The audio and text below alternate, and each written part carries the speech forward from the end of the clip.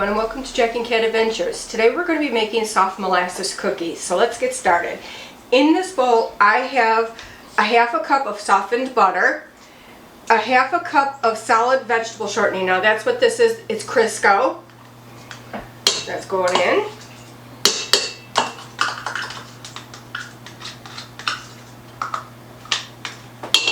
Okay.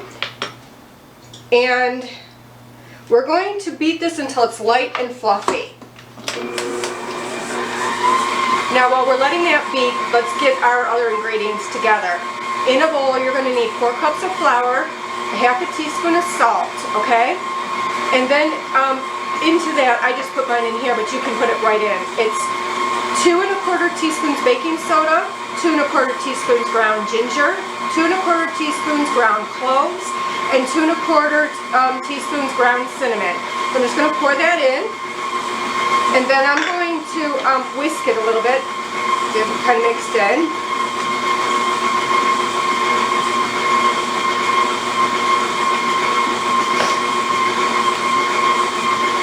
Turn this up a little bit, and then you're going to crack 2 eggs and lightly beat them with a fork, and you're going to need a half a cup of dark molasses. You just have to let this get light and fluffy. If you don't get it light and fluffy, these cookies won't be like tender and soft.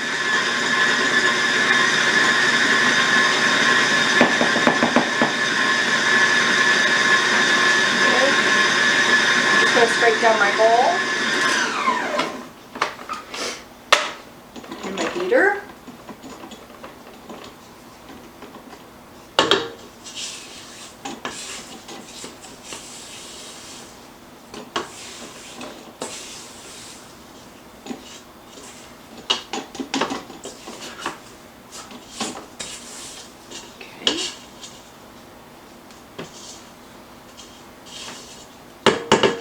I'm going to mix that a little bit more. Grabbing a bowl because you're going to need extra sugar for rolling the dough in.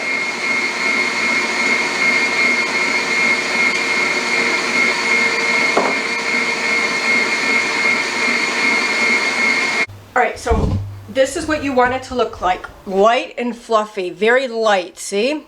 Now we're going to add our eggs.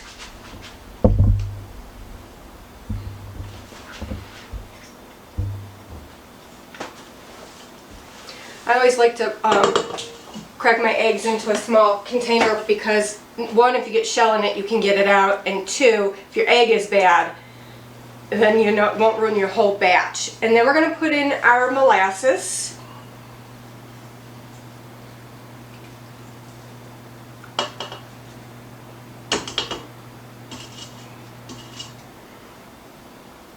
My belly says hurry up and get those made. These are Jack's favorite Christmas cookie. It's my favorite cookie all around. Yeah, it is. Okay, so I'm going to just mix this until it's well combined.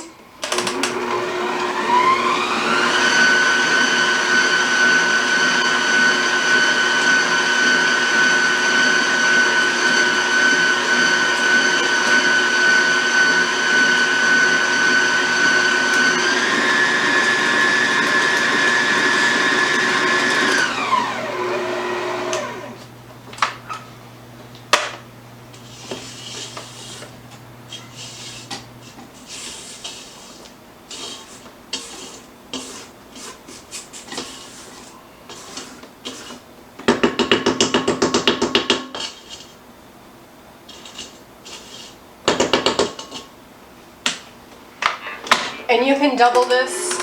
It works just as well doubled. And they freeze really well if you just do single layers with wax paper between each layer. Or if you live where we live, like in Ohio, and it's really cold, you can actually put these in a container with a lid. Again, single layers with wax paper. And then I put them in one of those big storage bins that are black with the yellow lid. And I just store them in my garage, and it's cold enough in there and nothing will get in because they're in the container. So if you have the cold weather, you're lucky to be able to do that. Except sometimes somebody gets into them and eats them all before the cookie trays get put together. And then he gets yelled at. And that someone would not be me. I'm not saying who it is because I don't want to incriminate anybody. You're not a snitch. You don't want stitches. Snitches and stitches. Oh, God.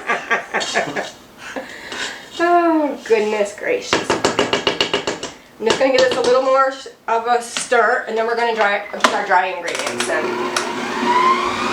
Alright, so now that that's mixed, I'm going to start adding my dry ingredients in, a little bit at a time.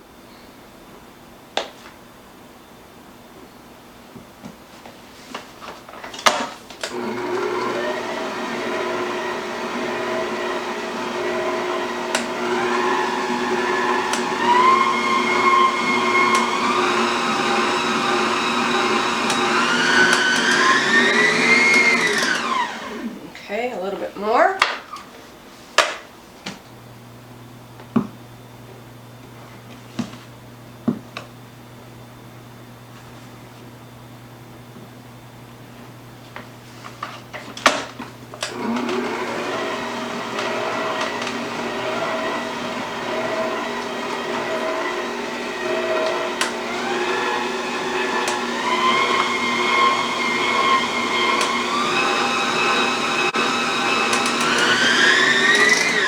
Okay, and then we can put the rest in.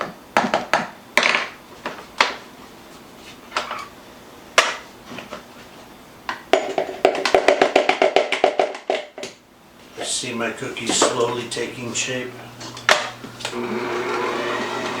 Now we just want to get this mixed until it's a smooth dough.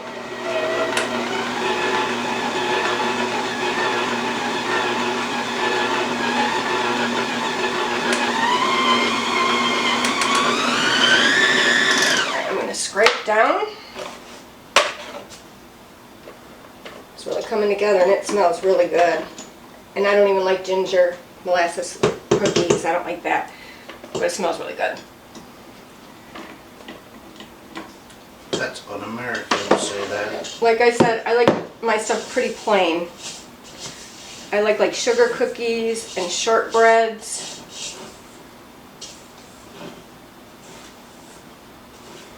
Okay, make sure you get on the bottom because mine is very sticky on the bottom. Okay.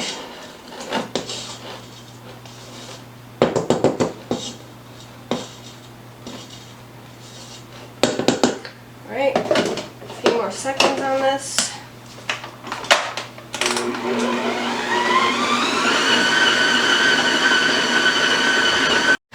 So now we're going just to make the balls. I have a 1-inch cookie scoop here. Make sure your oven's preheated to 350 degrees. And you'll either need parchment paper or a soap pad for this, okay? So just what you're going to do is you're going to roll it in your hand and you're only going to roll the tops in the sugar. Only the tops. And then set it sugar side up. And these are going to bake for 8 to 9 minutes. Sometimes they take a little bit longer. It all depends on the day and the oven, so I will let you know exactly what mine took, but I would say between 8 and 10 for sure.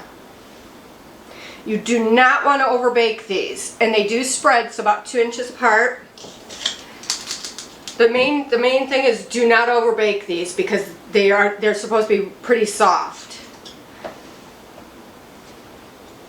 You overbake them, they get tough and end up the consistency of a dog cookie. Not that we would have ever overbaked them, but so we've heard. Yes. You know, guys talk, you hear things. Word gets around. Word gets around. Burnt the cookies.